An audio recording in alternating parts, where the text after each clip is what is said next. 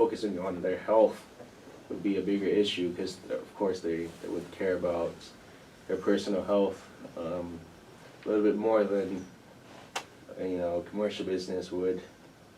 And yeah, this is excellent. So one of the things that Alan said in the very, very beginning of our time here this morning was asking homeowners questions. So for someone like you who's coming from this section, you're not as refined as Ryan, right? You're not been in the quote unquote trenches type of deal. I'm bugging here.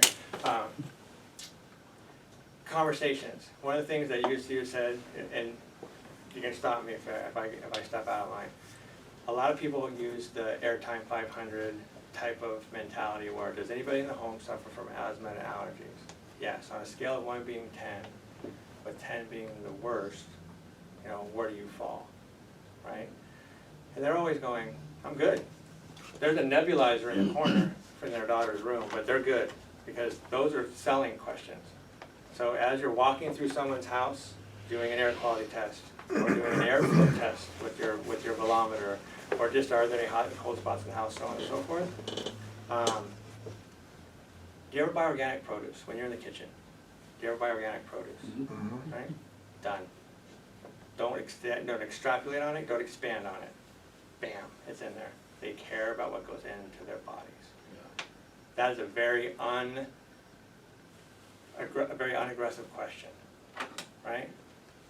You're asking the exact same thing. Do you care about what goes in? Yeah. Correct. Yeah. Right? And then my thing is just don't elaborate on that, right? One of the other things you can do, and I'm sure Ryan can agree with me. The only reason I'm picking on Ryan is because he's been doing it longer. Is when you walk into there, you're asking the homeowner that one important question. If I find anything that is of concern or dangerous, would you like me to tell you about it? And he's shaking his head yes, right? They've given you permission to tell them, I found something bad. Now when you go back to the end and you present at the kitchen table or wherever you are, you have to remind them at that time, hey, William, remember in the beginning when you said, if I found anything that was a cause of concern or maybe even dangerous, you want me to know about it? You say, yeah, I did. Everyone will always say yes to that. Correct, right? Now, when you go and do that, don't just give them all the bad news. You have 24 points of inspection. Hopefully, 20 of them are good to go. Your split was perfect. You're right in that 18 to 22 degree split. You're awesome right there, right? Your airflow is this, blah, blah, blah. So give them good, and they say, this asshole refuses to leave the room. Sorry. Yes. Whoops. You just called me an asshole. Just put your soundboard away. This guy refused to leave. You can write that down. Hey, Tom was calling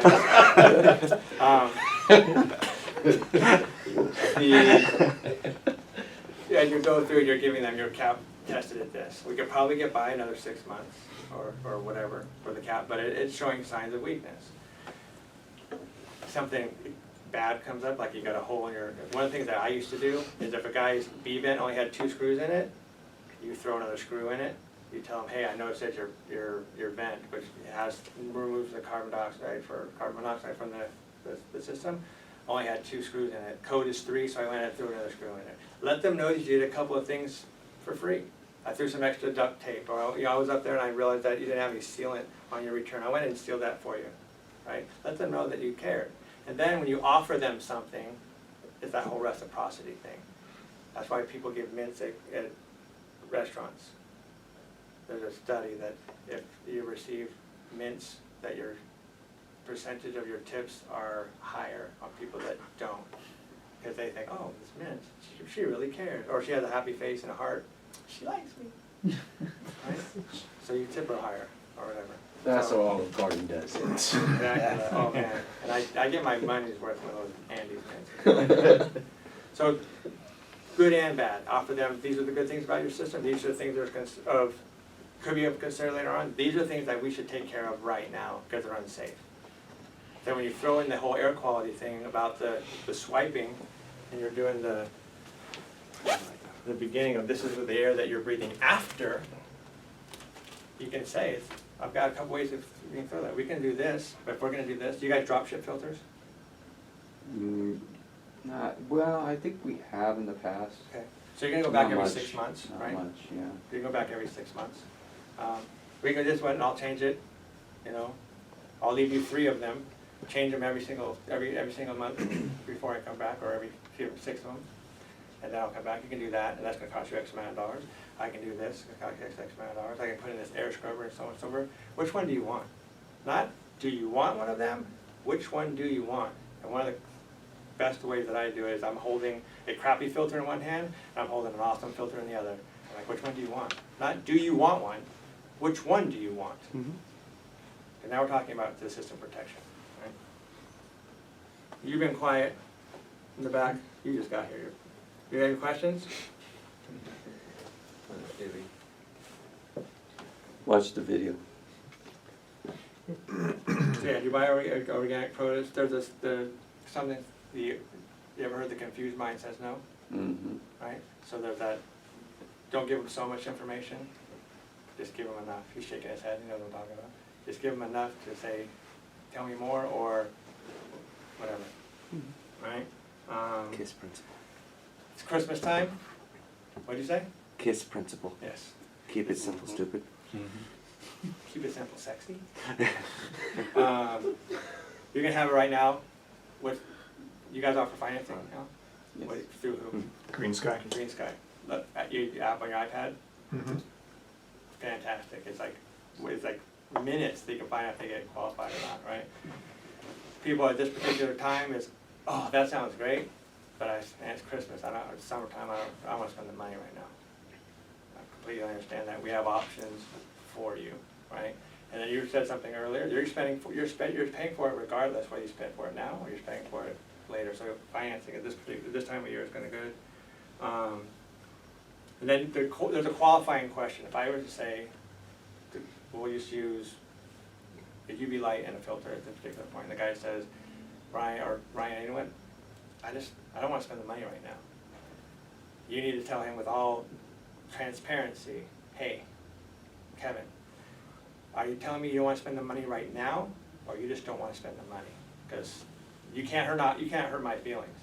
You know, just tell me I don't want it. I don't want to spend my money on it. But if he says I don't want to spend my money right now, then you can work with him to get it done. If he says I just don't want to spend it, period, you want the honest truth. So you can put it in your iPad so that when he goes back there later, he offered the exact same thing. He's going to say, well, I don't want it right now. Then you go back 6 months after that, he's like, okay, fine, all 3 of you guys have said it. Everybody's doing the exact same thing, it's all in their notes.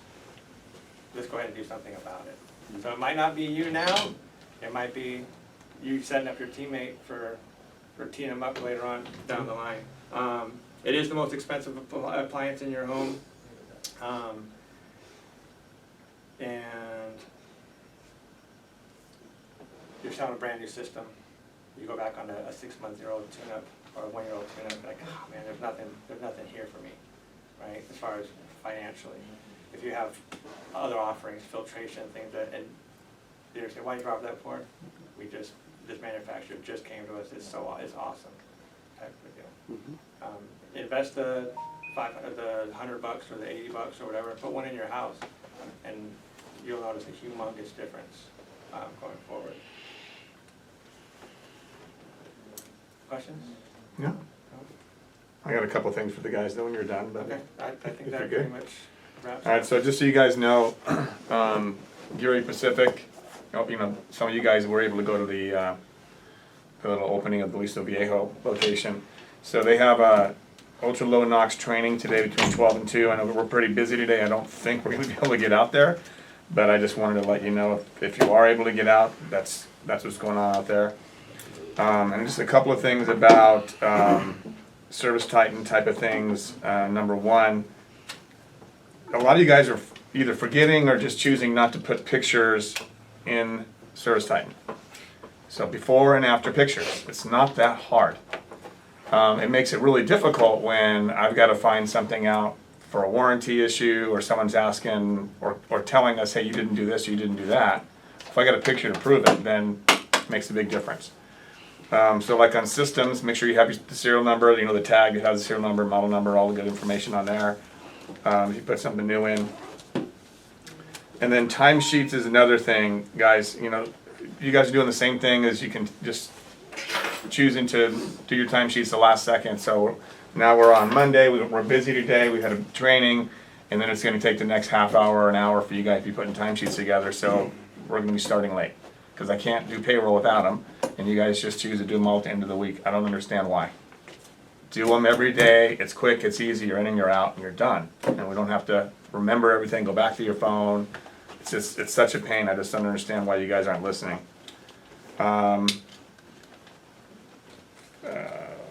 Filters, not just notes, okay, what else?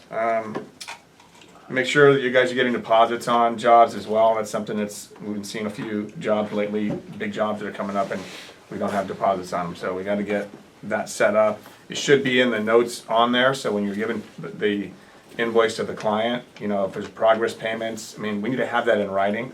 It makes a huge difference so that they know the expectations up front, and then they don't all of a sudden say, when we come up and do ask for them, it's like, oh, no one ever said anything to me. But if it's in the notes and they read it and they signed it, a much better chance of us getting that money we need to keep things going. Okay. Quick question on that, Alan. Yeah. What's your threshold that you would say a deposit is mandatory? Like, I know there's kind of like a gray area for some. I mean, you know, basically, there's, okay, so the California State Contractors Board says 10% or $1,000, whatever's less. That's for a deposit. Now, you can also have progress payments. So this is the day that we're going to mobilization fee of $3,000, which maybe covers the equipment, for an example, would be on for day one.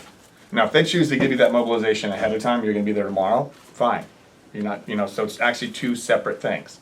So we gotta walk that fine line with what the CSLB wants, so we don't have any issues there. But you can have mobilization payments, you can have progress payments, there's all kinds of things we can do. If it's a larger job, mobilization is $5,000 here, we get $5,000 in week one, week two we get the balance, whatever it is. So if you have a big job, you wanna ask questions on what you think is right, you know, you should know what the material cost is, that should be your mobilization. Okay, we just got to keep that so we're constantly going there. Okay, so guys, let's get our timesheets, please, so we can get going to work. We got a lot of stuff going on today.